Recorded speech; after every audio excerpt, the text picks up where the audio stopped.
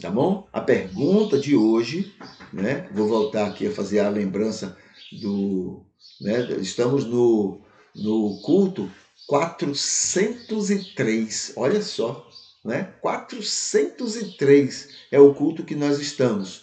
E aí eu coloquei esse material aqui, ó, para poder chamar a atenção dos 400 e convidar as pessoas a se inscreverem, né? A se inscreverem no canal lá no YouTube, tá bom? Então tá aí um comemorativo pelos 400 cultos que nós já realizamos, né, e que está disponível lá no YouTube, está disponível para as pessoas. Muito bem, então vamos aqui para a pergunta de hoje. Presta atenção a essa pergunta. O que é dom de revelação na Bíblia? O que é dom de revelação na Bíblia?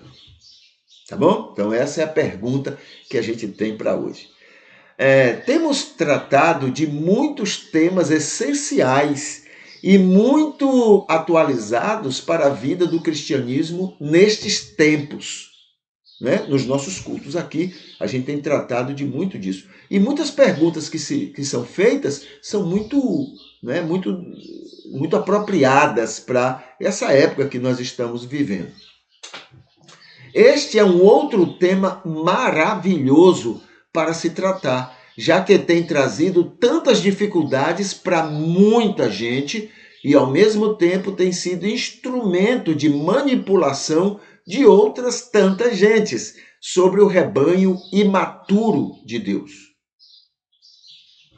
Deus está me revelando. Pronto, isso tem levado gente para tanta situação, né, que você nem imagina. Ok? Segundo, há sentidos, ok? Há dois sentidos no texto bíblico para se compreender o que seja revelação propriamente dita. Os dois se parecem muito, mas têm uma grande diferença, porém, se observarmos aspectos sutis entre eles. Um sentido é o apocalíptico e o outro é o do grego popular. 3. A revelação na cultura apocalíptica é mostrar o oculto. Presta bem atenção nisso porque isso faz a diferença. Tá bom? A revelação na cultura apocalíptica é mostrar o que esteja oculto. É clarear a todos, no máximo possível, o que está para acontecer e, por isto, não é sabido das pessoas. Mas há um contraditório nisto.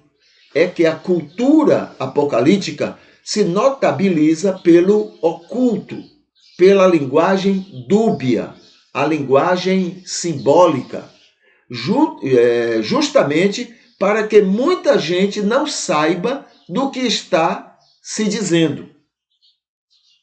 Nesse sentido, a revelação perde o sentido real, pois trata-se da explicação para que todo mundo saiba e entenda.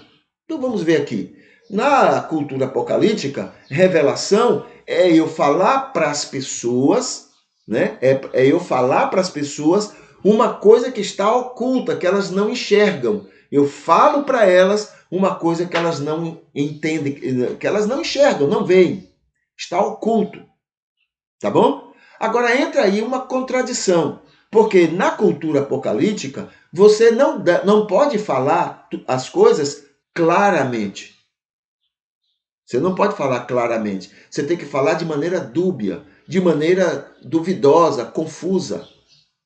Entendeu? Porque a ideia da cultura apocalíptica é para que aqueles dominadores de Israel não entendam o que está sendo mencionado no Apocalíptico. Eles não podem entender, porque é tudo contra eles. E enquanto que na, na questão da revelação é fazer com que o oculto seja entendido por todos. Então há uma contradição aí. A revelação apocalíptica, número 4, né? A revelação apocalíptica é num ambiente metafórico. Todo o corpo da cultura apocalíptica é formatizada em figuras de linguagem, em coisas que representam outras, ditos que estão informando outras coisas. Os judeus passaram a usar esta linguagem a partir do domínio babilônico, para que as autoridades não compreendessem a rebeldia deles, em nome de Deus, e o que estava para acontecer contra eles, da parte do mesmo Deus, na compreensão hebraica. Claro que isto era só na cabeça prepotente dos judeus, pois Deus amava os babilônicos do mesmo jeito que amava os judeus. Os judeus é que faziam a fantasia de que o outro era inimigo, era contra Deus. Por que era contra Deus? Porque na prepotência deles é assim: se são contra mim, então é contra Deus. A gente não também tem isso, né? Nós evangélicos temos essa prepotência. Não, se uma coisa está contra mim, então é contra Deus. Prepotência pura. Tem nada a ver uma coisa com outra. Entendeu? Então, eu faço minhas tolices, minhas bobagens, colho o resultado dessas tolices, mas se alguém age contra mim, não, é contra Deus, não é contra mim, é contra Deus, é contra o evangelho, é contra a fé, é contra... Nós temos isso, e isso não é de Deus. Isso é prepotência. E prepotência não é com Deus. Entendeu? Então o povo de Israel tinha isso, né? Já que estavam dominando o povo e eles eram rebeldes, então agiam com esse povo de maneira dura. Só para você ter uma ideia, a Babilônia, quando foi dominou por algum tempo Israel e Judá, tranquilamente, né? Não colocavam, não forçavam a nada, agiam como agiam em qualquer outro país, outra nação. Mas eles, os hebreus, eram rebeldes, né? Muito prepotentes. A gente não pode ser dominado por esse povo, não. A gente tem que tomar posição, porque nós somos Deus. Nós somos de Deus, e o Deus deles é um Deus falso, é um Deus ruim, é um Deus do mal. A gente não tem isso também? Não parece muito com a gente? Né? Então, a gente não pode aceitar. Aí rebeldia, né? Enquanto que a Bíblia diz que a gente deve respeitar as autoridades. Respeitar não quer dizer concordar, não. Respeitar não quer dizer aplaudir as tolices da autoridade, não. Mas é respeitar a autoridade que aquele tolo, no caso lá Nabucodonosor, né? Aquele tolo está exercendo. Então as pessoas devem respeitar, né? Bom, respeitar Nabucodonosor, porque é uma pessoa, mas respeitar a função que ele exerce. É tanto que Jeremias mandou dizer para aquele povo: gente, se acomoda, para de fazer confusão, ore por Nabucodonosor, mesmo com todos os defeitos dele, as falhas deles, as coisas. Agora, não, então a gente vai orar para aplaudir para Nabucodonosor continuar dominando a gente ou fazendo o que ele... Não tem nada a ver uma coisa com outra. Eu respeito a autoridade que ele exerce, mas eu vou fazer de tudo para ele sair, para ele deixar de ser o rei, para meu bem e para o bem coletivo. Isso não quer dizer, então, só porque eu estou orando por ele, que eu vou aplaudir que ele continue sendo o bandido que ele era. Entendeu? Então, mas os judeus não aceitavam isso, né? Eram muito rebeldes e aí eles sofriam por isso. Se estão nos perseguindo, nos prejudicando, não estão prejudicando a gente, estão prejudicando Deus. Aqui, é prepotência, entendeu? Isso é doença. Isso é uma doença. Isso é uma coisa pior do que fanatismo. Fanatismo é péssimo. É o próprio inferno na vida da pessoa e de quem convive com ele. Mas essa situação é muito pior, porque se torna uma coisa consciente. Consciente. E aí é pior. Tá bom? Lembra? Dos homens maus, os que são religiosos são os piores. Dos homens maus, aqueles que são religiosos são os piores. Entendeu? Ponto 5. Diz assim: por outro lado, a revelação no grego, a palavra revelação no grego, tinha o sentido de mostrar o confuso, não o oculto. Entendeu? O confuso, não aquilo que está oculto, mas o que está visível, mas está confuso. É diferente. Na compreensão de todos. Né? Era como antes se fazia, presta bem atenção a essa comparação que ajuda muito. Era como se fazia antes com as fotografias que se tirava de alguma coisa.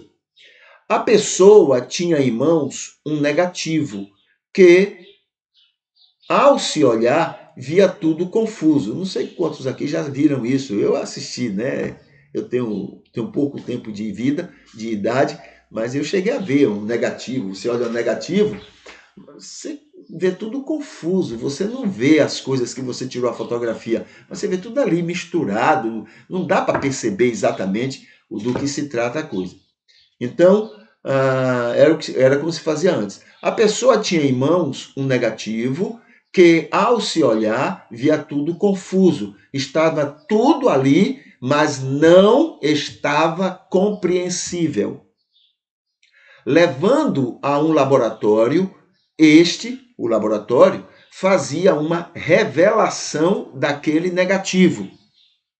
Só aí, depois da revelação, é que se sabia o que já estava naquele negativo, mas estava confuso. Este é o verdadeiro sentido de revelação no idioma grego.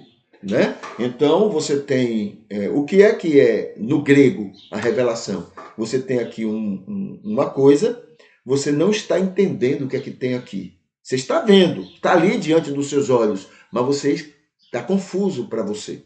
Aí você revela. O que é que vai acontecer? Você não vai colocar nada novo, não vai dar informação nova. É tudo que está ali. Só que agora você vai compreender aquilo que está em suas mãos. Tá bom? 6. Este sentido de revelação, no grego, era num ambiente normal, vivencial, e não figurado, fantasioso, como era um ambiente apocalíptico.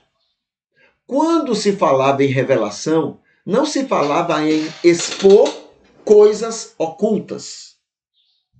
No grego, quando se falava, vou revelar uma coisa a você, não estou te falando de coisas ocultas. Tá bom? Isso era para os oráculos.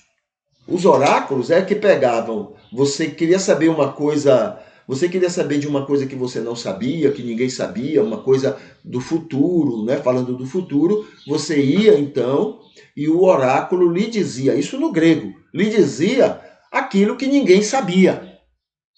Agora, revelação não. Revelação, você estava diante de você a informação, mas você não compreendia. Aí alguém revela para você aquilo que você tinha confuso, você estava confuso. Tá bom? Então, os oráculos, revelação era um termo comum no grego comum que em todo o mundo se falava naqueles tempos. 7. A revelação de Deus, que é captada por todo o mundo, e escritores bíblicos tentaram expor ao máximo de seus limites, não busca mostrar o que esteja oculto, mas o lógico em relação a Deus, seu amor por pessoas que foram criadas à sua imagem e semelhança. Aí está falando agora daquela revelação de todos os tempos, aquela revelação de Deus, né, que vai inspirar a Bíblia. Então tem uma grande revelação, a natureza, né, a mente da gente, tem uma série de coisas que Deus usa para mostrar, para se revelar. Mostrar o quê? O seu amor. para mostrar o óbvio. Todo mundo no mundo todo sabe de um Deus que ama, perdoa. O que eles querem fazer apenas é descobrir como fazer para que Deus perdoe e ame. Mas um Deus que perdoa e ama. Entendeu? Essa revelação mostra esse Deus para todas as pessoas. Essa revelação não está falando de coisas ocultas, mas de coisas óbvias. Deus é amor. Então, se é amor, não tem nada de segredo. Vai ser tudo que seja resultado desse amor. 8. O dom da revelação, como os demais dons espirituais, não é a amostra do oculto, mas do confuso, do que já está mostrado, mas ainda há dificuldade em se entender pelas pessoas em geral. Deus nunca trabalha confundindo ou criando situações para que só alguns o entendam. Tudo o que ele faz tem o sentido de deixar muito claro para todos, pois todos precisam saber, mesmo que cada um entenda de uma forma diferente. Mas todos precisam saber. 9. Jesus avisou que nada se teria a acrescentar do que ele ensinou. Por isso, era a máxima compreensão da verdadeira revelação de Deus aos homens. E a função do Espírito é somente relembrar, alimentar tudo que ele, Jesus, já havia ensinado em sua passagem pelo mundo. Não há nada novo depois do que Cristo ensinou. Entendeu? 10. É pecado entender revelação como a amostra do oculto de coisas que ninguém sabe no passado, presente ou futuro? É pecado? A pergunta é essa. Né? É pecado? Olhe, Deus está me falando que você está com um problema. Deus está me falando que amanhã você vai ter uma dificuldade. Deus está me dizendo aqui que ontem você sofreu não sei o que, papapá. É pecado esse tipo de coisa? Aí a resposta é não. Não é pecado, desde que não seja prejudicial a quem acredita e pratica, bem como não seja prejudicial a quem ouve. Também não seria um pecado para a morte, desde que não atrapalhe a conversão de pessoas. Pecado para a morte é aquele pecado imperdoável, né? De que a pessoa rejeitar a submissão ao convencimento do Espírito. Então, esse é um pecado para a morte, morte espiritual. 11. Mas um óbvio precisamos considerar diante dessa questão de revelação. Não é pecado, mas tem um óbvio que a gente precisa considerar. Se Deus, presta bem atenção nisso, se Deus revelasse coisas ocultas, tendo o anseio, já que ele tem o anseio pela salvação do maior número possível de pessoas, em vez de revelar coisas óbvias, de que qualquer pessoa é pecadora, olhe, você é pecador, você está em pecado, coisa óbvia, né? Você está cometendo um pecado, tem um pecado que você está escondendo, essas coisas óbvias, né? Ou que precisa melhorar sua situação diante de Deus, né? Você precisa se consagrar mais, Deus está dizendo que você deve, essas coisas, né? Em vez de usar para essas coisas, ele usaria, presta bem atenção nisso, ele usaria também para orientar pessoas a irem a outras específicas e falar a elas coisas específicas, para que se submetessem ao convencimento do Espírito. Por exemplo, no momento que alguém está falando, olha, Deus está me dizendo que tem alguém aqui que está em pecado. Olha, em vez de Deus fazer esse tipo de coisa, o que é que Deus faria? Naquele momento, ele poderia dizer, olha, Deus está me dizendo que na rua tal, a 2 quarteirões daqui, tem uma pessoa de azul, vestido com a roupa azul, uma mulher com vestido azul, com um óculos. Vá a ela agora e diga, olha, Deus te ama. Porque se aquela mulher, naquele momento, ouvir isso, ela iria, né, se submeter ao Espírito de Deus. Entendeu? É isso que Deus está interessado. Não é no óbvio. Todo mundo sabe que é pecador. Todo mundo sabe que comete pecado. Todo mundo sabe que precisa melhorar. Em vez de ficar falando, olha, amanhã vai ter um problema na sua vida.